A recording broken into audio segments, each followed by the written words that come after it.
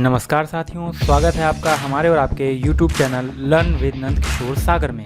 साथियों, आज की वीडियो में हम यूज करके देखेंगे इनकम टैक्स कैलकुलेटर को। इनकम टैक्स कैलकुलेटर जो कि हमें इनकम टैक्स की ऑफिशियल वेबसाइट पर मिल जाता है, और इस कैलकुलेटर का यूज करके हम देखेंगे कि अब जो आने वाला असेसमेंट ईयर है 2024-25, जिसका फाइनेंशियल ईयर रहेगा 2023-24, तो इस असेसमेंट ईयर में हम कैलकुलेशन करके देखेंगे ओल्ड टैक्स रिजीम और न्यू टैक्स रिजीम के बीच में। कैलकुलेटर की मदद से हम इनकम टैक्स के ओल्ड रिजीम और न्यू रिजीम में डिफरेंस देखेंगे कि सेम इनकम में ओल्ड टैक्स रिजीम और न्यू टैक्स रिजीम के अंतर्गत टैक्स डिफरेंस कितना आएगा। अगर हमने पर्याप्त सेविंग्स कर रखी हैं, डिडक्शंस का हम लाभ लेना चाहते हैं, तो उसके लिए हमें किस रिजीम को चुनना चाहिए, ओल्ड टैक्स रिजीम या न्यू टैक्स रिजीम। किस रिजीम को यूज करने पर हमें ज्यादा टैक्स पे करना पड़ेगा और किसे यूज करने पर कम टैक्स पे करना पड़ेगा। तो आज की वीडियो में हम इसका प्रैक्टिकल करके देखेंगे इनकम टैक्स कैलकुलेटर के जरिए। अब इसकी शुरुआत करने के लिए हमें सबसे पहले ओपन करना है अपने ब्राउजर को। ब्राउजर को ओपन कर लेने के बाद में हम यहाँ पर गूगल सर्च बार में सर्च करेंगे इनकम टैक्स कैलकुलेटर। टाइप करने के बाद में हम एंटर करेंगे। अब यहाँ पर जो लिंक खुल करके आएंगे, इसमें पहला लिंक जो कि इनकम टैक्स की वेबसाइट का ही है, इनकम एंड टैक्स कैलकुलेटर, इस लिंक पर हम क्लिक करेंगे और हम इनकम टैक्स की वेबसाइट पर जो कैलकुलेटर अवेलेबल है यहाँ पर हम पहुंच जाएंगे। अब यहाँ पर आप देख सकते हैं कि इनकम टैक्स कैलकुलेटर हमारे सामने है, जिसमें कुछ फिगर्स हमें यहाँ पर फिल करनी है और इनके आधार पर ये हमारे पूरे साल के दौरान जो इनकम हुई है उसके ऊपर कितना टैक्स बन रहा है वो कैलकुलेट करके हमें दिखा देगा। तो अभी हम यहाँ पर पहले देख लेते हैं पिछला फाइनेंशियल ईयर जो कि निकल चुका है 2022-23, जिसका असेसमेंट ईयर था 2023-24 उस समय, और अब जो फाइनेंशियल ईयर रहेगा 2023-24 और असेसमेंट ईयर होगा 2024-25। पहले हम जानेंगे इन दोनों में अब क्या फर्क रहने वाला है। सेम इनकम जो कि फाइनेंशियल ईयर 2022-23 में अगर हुई है तो कितना टैक्स बन रहा था, जबकि वही इनकम अगर 2023-24 में हुई होती तो कितना टैक्स बनता। तो पहले हम वो कैलकुलेशन करके यहाँ पर देखेंगे ओल्ड टैक्स रिजीम में और इसी तरीके से न्यू टैक्स रिजीम में। तो आ जाते हैं सबसे पहले असेसमेंट ईयर। यहाँ पर हमें असेसमेंट ईयर सेलेक्ट करना है, तो अभी हम पुराना असेसमेंट ईयर लेंगे यानी कि 2023-24। तो असेसमेंट ईयर रहेगा 2023-24, जबकि इसका फाइनेंशियल ईयर होगा 2022-23। सेलेक्ट कर लेंगे। इसके बाद में टैक्स पेयर, तो यहाँ पर हमें ऑप्शन चूज करना है इंडिविजुअल। इसके बाद में नेक्स्ट ऑप्शन है सेक्शन 115 BAC। यहाँ पर जब हम आएंगे तो हमें दो ऑप्शन देखने के लिए मिल जाते हैं। अगर हम इस ऑप्शन को यस करते हैं तो इसका मतलब ये होगा कि हम अपनी जो कैलकुलेशन है वो करना चाहते हैं न्यू टैक्स रिजीम के अकॉर्डिंग, और अगर हम इसे नो करते हैं तो इसका मतलब होगा कि हम अपनी कैलकुलेशन करना चाह रहे हैं ओल्ड टैक्स रिजीम के अकॉर्डिंग। तो अभी हम ओल्ड टैक्स रिजीम रखेंगे, मतलब इसे नो करेंगे। नेक्स्ट है जेंडर, यहाँ पर बताना है, हमने ले लिया है मेल, आप अपने हिसाब से इसे चूज कर सकते हैं। रेजिडेंशियल स्टेटस, यहाँ पर हम सिलेक्ट कर लेंगे रेजिडेंट। और अब इसके बाद में हमें यहाँ पर लिखनी है अपने इस पूरे साल की इनकम जो कि फाइनेंशियल ईयर 2022-23 के दौरान हुई है। लेकिन जब हम यहाँ पर इनकम लिखेंगे तो यहाँ पर जैसा कि बताया गया है 50,000 रुपए की जो स्टैंडर्ड डिडक्शन होती है उसको हम माइनस करने के बाद में बची हुई इनकम को यहाँ पर शो करेंगे। तो अभी अगर हम मान के चलें कि हमारे पूरे साल के दौरान हमें इनकम हुई है 7,50,000 की, तो हम यहाँ पर सिर्फ 7 लाख रुपए ही लिखेंगे। 50,000 रुपए की स्टैंडर्ड डिडक्शन को हम पहले ही माइनस कर देंगे। तो यहाँ पर हम लिख लेते हैं 7 लाख। इसके बाद में अदर डिटेल्स हैं, अगर आपकी कंडीशन में ये लागू होती हैं तो आप इन्हें फिल कर सकते हैं, अदरवाइज इन्हें खाली छोड़ सकते हैं। तो अभी फिलहाल हमारी कंडीशन में हम इनको छोड़ रहे हैं। इसके बाद में नीचे आ जाते हैं डिडक्शंस। तो यहाँ पर अभी हम कुछ डिडक्शंस को दिखाना चाहते हैं, तो इसके लिए यहाँ हम क्लिक करेंगे तो डिडक्शंस नहीं लिखेगा। डिडक्शंस देने के लिए हमें यहाँ पर क्लिक करना होगा शो डिटेल्स पर, जिस पर हम क्लिक करेंगे और क्लिक करते ही अब यहाँ पर इसकी डिटेल्स हमारे सामने खुल करके आ जाएंगी। तो अभी हम मान लेते हैं कि LIC का 50,000 रुपीज, हमने कोई LIC की पॉलिसी ले रखी है जिसमें हमने पूरे साल के दौरान 50,000 रुपीज इन्वेस्ट किए हैं। अभी हमने ये मान लिया है ऐसा, बाकी हमारी जैसी कंडीशन बन रही होगी उसके हिसाब से हम यहाँ पर इसे फीड करेंगे। इसके बाद में एक अमाउंट और हम यहाँ पर फिल किए दे रहे हैं PPF का। PPF में भी हम मान लेते हैं इतना ही हमने इन्वेस्ट किया है। नेक्स्ट आगे ले लेते हैं हम NPS, जिसमें एम्प्लॉय का कंट्रीब्यूशन, तो अभी हम फिलहाल लिखे लेते हैं इतना ही 50,000। और इसके बाद में NPS में एम्प्लॉयर का कंट्रीब्यूशन, तो अभी उसको भी हम इतना ही लिखे दे रहे हैं 50,000। अब इतना सब लिखने के बाद में आप देख सकते हैं ऊपर जो हमने अमाउंट दिए हैं, नीचे जो अमाउंट दिए हैं, इनका टोटल हमें यहाँ पर दिखाई पड़ेगा। टोटल डिडक्शंस हमने दिखा दी हैं 2 लाख रुपए की। तो इन डिडक्शंस को दिखाने के बाद में आप नीचे आएंगे तो देख सकते हैं कि जो नेट टैक्सेबल इनकम अब बन रही है वो रह गई है 5 लाख रुपए। तो इस 5 लाख रुपए पर ओल्ड टैक्स रिजीम के अकॉर्डिंग फाइनेंशियल ईयर 2022-23 में टैक्स बन रहा है 12,500 रुपए। और नीचे आएंगे यहाँ पर देख सकते हैं अंडर सेक्शन 87A यहाँ पर हमें 12,500 की रिबेट मिलती है, तो वो छूट हमें यहाँ पर मिल गई है और इसी वजह से 12,500 रुपए का जो टैक्स बन रहा था उतनी ही छूट मिल जाने के कारण यहाँ पर जो टैक्स था वो हो गया है निल। तो इस तरीके से इस फाइनेंशियल ईयर में अगर हम इतनी सेविंग्स दिखा देते हैं तो आप देख सकते हैं कि यहाँ पर किसी भी प्रकार का कोई भी टैक्स हमें नहीं देना पड़ रहा था। जबकि यहीं पर अगर हम थोड़ा सा चेंज कर दें और इस इनकम को अगर हम बढ़ा दें, 7 लाख रुपए की जो इनकम लिखी हुई है इसको हमने कर दिया है 7,01,000 रुपए। यहाँ पर हमने जो अमाउंट है वो 1 रुपए बढ़ा दिया है और इस 1 रुपए को बढ़ाने से अब आप देखिएगा टैक्स में कितना फर्क पड़ जाएगा। 2 लाख रुपए की डिडक्शंस अभी हमने वैसे ही दिखाई हुई हैं। डिडक्शंस दिखाने के बाद में अब यहाँ पर इस अमाउंट पर जो टैक्स बनेगा वो 12,500 रुपए से कुछ ज्यादा बनेगा, पॉइंट में निकल के आएगा।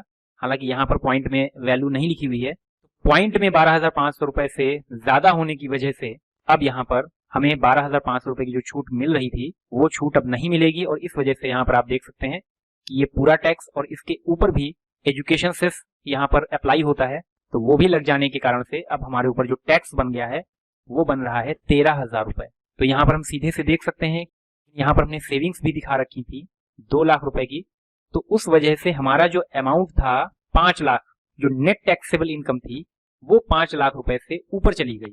तो अगर हमारी net taxable income financial year 2022-23 में 5 लाख रुपए से एक भी रुपए ज्यादा होगी तो वहां पर हमें टैक्स पे करना पड़ जाएगा। जबकि अगर हमने पर्याप्त डिडक्शंस दिखा रखी हैं और हमारी नेट टैक्सेबल इनकम 5 लाख रुपए या उससे कम निकल करके आई है तो हमें किसी भी प्रकार का कोई टैक्स पे नहीं करना है।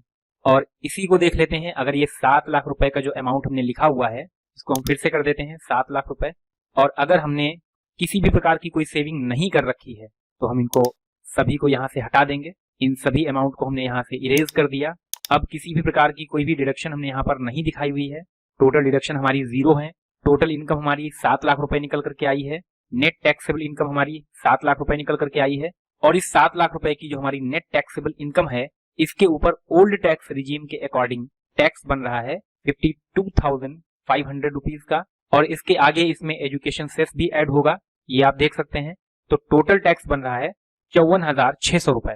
तो इसी वजह से अगर हमने पर्याप्त सेविंग्स नहीं कर रखी हैं और हम कम टैक्स पे करना चाहते हैं तो हमारे लिए यहाँ पर बेटर ऑप्शन है न्यू टैक्स रिजीम। अब आप यहाँ पर देख सकते हैं कि हमने किसी भी प्रकार की कोई सेविंग्स नहीं दिखाई है, और अगर हम यहाँ पर ऑप्शन चूज करते हैं न्यू टैक्स रिजीम के लिए, मतलब जो ऑप्शन हमने यहाँ पर नो कर रखा है उसे हम यस कर देंगे, तो अब हमने यहाँ पर न्यू टैक्स रिजीम के लिए ऑप्शन सेलेक्ट कर लिया है, यस कर दिया है इसे।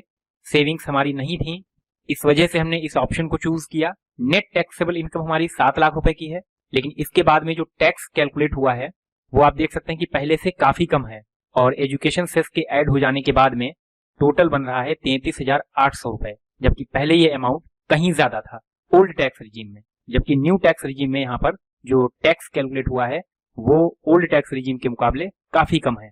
तो ये तो बात हुई हमारे पुराने फाइनेंशियल ईयर की जो कि निकल चुका है, फाइनेंशियल ईयर 2022-23। अब हम आने वाले फाइनेंशियल ईयर जो कि 2023-24 है इसके लिए कैलकुलेशन करेंगे।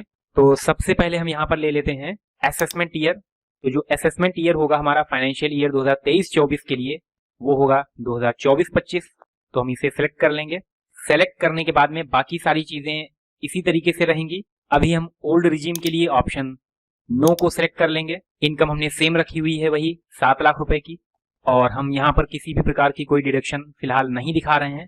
टोटल डिडक्शंस 0 हैं और इसी वजह से यहाँ पर जो नेट टैक्सेबल इनकम निकल करके आ रही है वो 7 लाख रुपए ही रहेगी। और अब आप इसके बाद में देख सकते हैं कि फिलहाल पिछले फाइनेंशियल ईयर और इस नए फाइनेंशियल ईयर में जो टैक्स स्लैब थी उनमें किसी भी प्रकार का कोई खास चेंज नहीं हुआ है, जिसकी वजह से यहाँ पर जो टैक्स है वो फिर से उतना ही बन के आ रहा है 54,600 रुपए।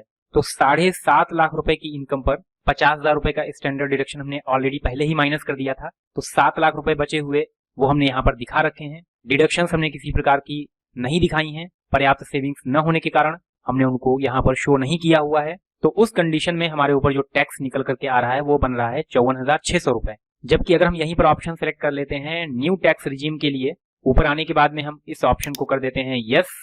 बाकी सारी चीजें हमने सेम जैसे थी वैसे ही रखी हुई हैं। इनकम हमने यहाँ पर 7 लाख रुपए ही दिखाई हुई है। न्यू टैक्स रिजीम में ज्यादा कुछ डिडक्शंस हम नहीं दिखा सकते, तो इस वजह से यहाँ पर आप देख सकते हैं कि डिडक्शन के लिए सिर्फ 2 ही ऑप्शन हमारे सामने खुल करके आ रहे हैं, और अगर इनमें से किसी में हमने अपना कुछ पैसा इन्वेस्ट किया है तो इन डिडक्शंस को यहाँ पर दिखाया जा सकता है और इतनी छूट यहाँ पर प्राप्त की जा सकती है। तो इन डिडक्शंस में 2 ही चीजें हैं, एक तो है एनपीएस का जो एम्प्लॉयर कंट्रीब्यूशन है वो छूट हमें मिल जाती है, तो उस अमाउंट को यहाँ पर दिखाया जा सकता है, और इसके अलावा अग्निपथ स्कीम में अगर कोई कंट्रीब्यूशन किया है तो उस अमाउंट को यहाँ पर दिखाया जा सकता है। तो फिलहाल अभी हम इसमें से किसी को भी नहीं दिखा रहे हैं। हमारी नेट टैक्सेबल इनकम 7 लाख रुपए यहाँ पर बनी हुई है, और इस वजह से यहाँ पर टैक्स जो कैलकुलेट हुआ है न्यू टैक्स रिजीम में वो 25,000 रुपीज है। लेकिन अब यहाँ पर एक नई चीज है जो पिछले फाइनेंशियल ईयर में नहीं थी, जबकि इस फाइनेंशियल ईयर में जो बजट आया था उसमें इसको अप्लाई किया गया है कि अभी तक हमें न्यू टैक्स रिजीम में जो 12,500 रुपए की छूट मिलती थी, ये छूट केवल ओल्ड टैक्स रिजीम में हमें मिलती थी, न्यू टैक्स रिजीम में ये अप्लाई नहीं होता था। लेकिन अब यहाँ पर इसे अप्लाई कर दिया गया है और इसकी लिमिट भी बढ़ा दी गई है। यहाँ पर सेक्शन 87A में न्यू टैक्स रिजीम में जो छूट मिलेगी वो 25,000 रुपए की छूट यहाँ पर हम ले सकते हैं। तो क्योंकि हमारा टैक्स 25,000 रुपीज ही बन रहा है और इस सेक्शन में हमें यहाँ पर इतनी ही छूट भी मिल रही है, तो इसी वजह से हमारा जो टैक्स है वो यहाँ पर बन रहा है 0। तो किसी भी प्रकार का यहाँ पर हमें टैक्स नहीं देना पड़ रहा है। जबकि यहीं पर अगर हम थोड़ा सा इनकम को बढ़ा दें, जो 7 लाख रुपए की इनकम है, अगर इस इनकम को हम थोड़ा सा बढ़ा दें और इसको कर दें हम 7,01,000 रुपए, तो इतना कर देने के बाद में अब यहाँ पर आप आगे देख सकते हैं डिडक्शन हमने कोई दिखाई नहीं है। नेट टैक्सेबल इनकम 7,01,000 रुपए की है। तो अब यहाँ पर जो टैक्स कैलकुलेट होगा वो फिर से पॉइंट में निकल करके आएगा, 25,000 रुपए से कुछ ज्यादा ये पहुंचेगा, और क्योंकि छूट हमें सिर्फ 25,000 रुपए की ही मिलती है तो इस वजह से आप यहाँ पर देख सकते हैं कि बचा हुआ जो अमाउंट है लगभग 1 रुपया, ये हमें टैक्स के रूप में पे करना होगा। तो यहाँ पर ये एक अच्छी चीज है न्यू टैक्स रिजीम में उन लोगों के लिए जिनकी पर्याप्त सेविंग्स नहीं है, तो वो अब जो फाइनेंशियल ईयर रहेगा 2023-24 का, इसमें इसका फायदा ले सकते हैं। तो यहाँ पर ओल्ड टैक्स रिजीम के मुकाबले न्यू टैक्स रिजीम में आप देख सकते हैं कि काफी हद तक टैक्स पेयर को बेनिफिट मिल रहा है। और ऊपर जो अमाउंट हमने यहाँ पर लिखा हुआ है 7 लाख रुपए का, यहाँ पर भी ये 7 लाख रुपए का जो अमाउंट है वो 50,000 रुपए की स्टैंडर्ड डिडक्शन को माइनस करने के बाद में ही लिखा गया है। तो एक तरीके से देखा जाए कि यहाँ पर 7.5 लाख रुपए की इनकम जो कि सैलरी के माध्यम से हुई हो, और अगर किसी भी प्रकार की हम सेविंग्स नहीं दिखाते हैं तब भी हमारा टैक्स जो है वो यहाँ पर मिल जाएगा। तो जैसा कि अभी तक बताया जा रहा था कि 7.5 लाख रुपए तक की इनकम पर अब एम्प्लॉय को टैक्स नहीं देना होगा, तो वो हमने यहाँ पर खुद से प्रैक्टिकल करके देख लिया, और जो इसके पीछे का लॉजिक है वो भी हमने यहाँ पर जान लिया है कि अगर 7.5 लाख रुपए की जो इनकम है उस पर हमें टैक्स नहीं देना पड़ रहा है तो उसके पीछे का कारण क्या है। तो हमने यहाँ पर इनकम टैक्स कैलकुलेटर में जो मेन ऑप्शंस थे उनको सेलेक्ट करने के बाद में और अमाउंट फिल करने के बाद में इन्हें यूज करके देख लिया है। इसके अलावा भी यहाँ पर कुछ ऑप्शंस दिए हुए हैं जो कि टैक्स पेयर की कंडीशन पे डिपेंड करेंगे कि उनको उन्हें फिल करना चाहिए या उन्हें ब्लैंक रखना चाहिए।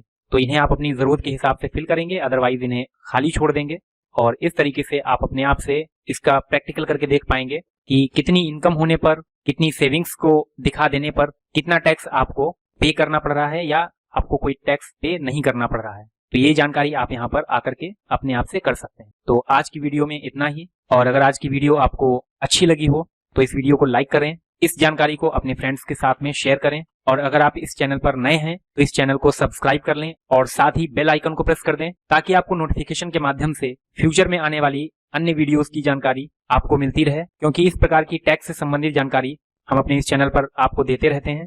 तो मिलते हैं नेक्स्ट वीडियो में नेक्स्ट टॉपिक के साथ में, तब तक के लिए आप सभी साथियों को नमस्कार।